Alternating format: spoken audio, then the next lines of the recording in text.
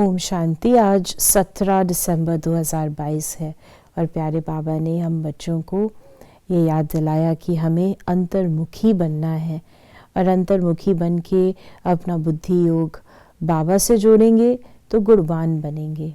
बाह्य मुक्ता में हमें नहीं आना है। प्यारे बाबा ने आज हम बच्चों को वरदान दिया।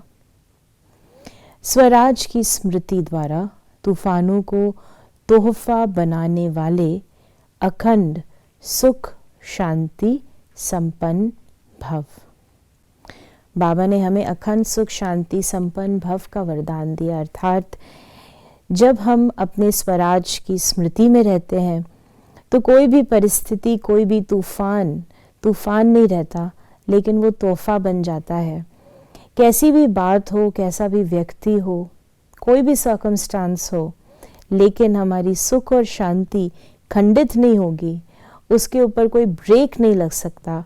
हमें वो सदा अनुभव होगी, लेकिन उन्हीं को होगी जिनका आधार बाबा से, एक बाबा से प्राप्तियां हैं।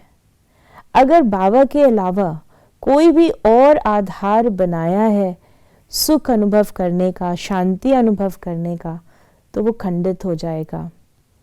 चाहे कोई साधन हो, चाहे कोई प्रशंसा हो, चाहे कोई भी प्रकार की सैल्वेशन हो, फैसिलिटी हो, उस आधार से हम सुख का अनुभव करते हैं। हमारे पास सुख के साधन हैं, वो काम में आ रहे हैं, हम सुख अनुभव कर रहे हैं। लेकिन जब वो साधन टूटेंगे या साधन खराब होंगे या साधन प्राप्त नहीं होंगे तो बहुत दुख की अनुभूति होगी और वो सुख हमारा खंडित हो जाएगा।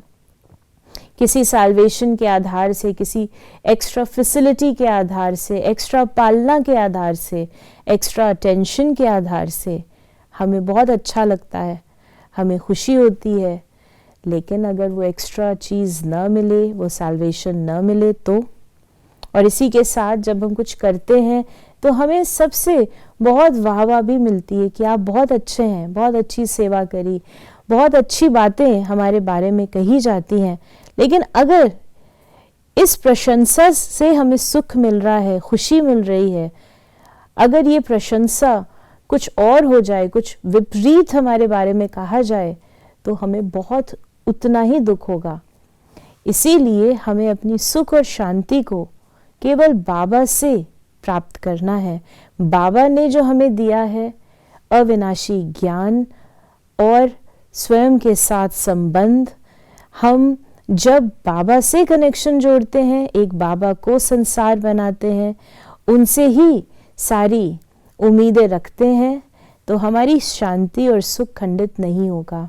इसलिए बाह्य साधन, बाह्य बातें, सैल्वेशन और प्रशंसा हमारे सुख का आधार न बने। अपने स्वराज में रहकर, हम अपने स्वराज के स्वरूप में रहकर तूफानों को तोहफा बना लें। ओम शांति।